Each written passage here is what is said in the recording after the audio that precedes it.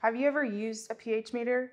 You probably have, but it might not have been since college or high school. So we're going to go over how to use a pH meter and most importantly, how to calibrate one. Because if the pH meter isn't calibrated, we don't know if it's giving an accurate reading, and that is going to be important to have an accurate reading to make sure that the products are actually reaching the critical limit of the pH that we need. So we recommend for restaurant use a pen style pH meter. They're a lot more reliable, they're a lot more durable for a food environment. You also need to make sure that that pH meter is intended for use for food. The pH meters that are intended for water or for pools are not always as robust for a complex food matrix. So you need to make sure that it's intended for food use. A lot of your pH meters are going to come with some sort of kit, or you might have the option to get a kit.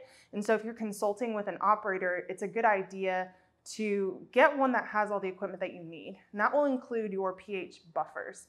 So your buffer solutions are typically going to have at least a pH of 4 and a pH of 7. Some of them will have a pH of 10 as well. And industry standard is to have a pH of 4 be red or pink, 7 is green, and then 10 would be yellow. If the pH meter doesn't come with a buffer solution, that's totally okay. You're just going to need to make sure that is purchased separately so that the unit can be calibrated. The pH meter might also come with KCl solution, and that is for soaking that pH probe to make sure it is prepared to take a reading. And so I'm going to give you a demonstration of how to calibrate the pH meter, and then we're going to practice cleaning it as well as practice taking the pH of a liquid. So the first thing after your probe has been soaking in that KCl solution is to rinse it off and dry it. And so we're just going to remove it from its lid and rinse it off with the distilled water.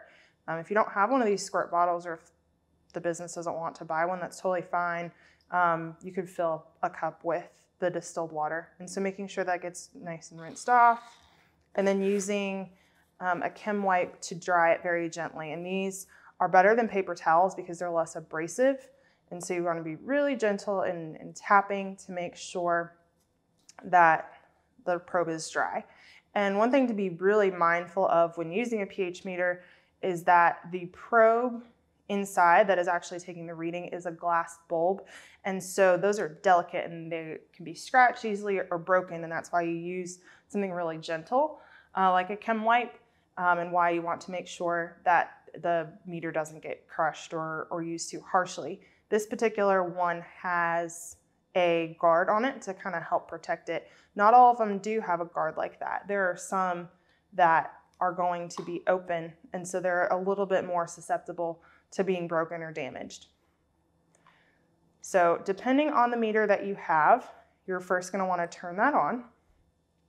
And so it's going to come on. It might take a little bit to register kind of what pH it thinks the air is. And then to calibrate, there's typically a button to press to start calibration. And so this one, you long press, and then you end up with a calibration indicator. And so we're going to start with the pH of 7. I'm going to set this down for just a second.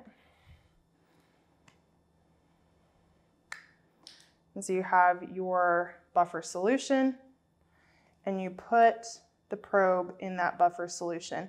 And it's going to take a little bit to kind of get a reading and decide on that reading.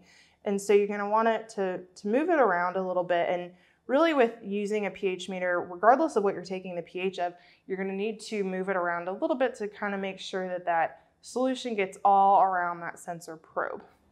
So typically once you get to a reading that it's settled on that calibration buffer, then you'll need to press the button one more time to set that as that pH. So we have now gotten to where the meter is registering the pH 7 buffer as 7, and then press that button again to set that. So then after you have used that calibration solution, you're going to rinse off the probe again. So rinsing that gently, making sure you get all of that solution off. And then again, very gently drying off that probe. And then you're going to repeat the same process with that pH of 4 buffer solution, so you can calibrate it with that solution as well.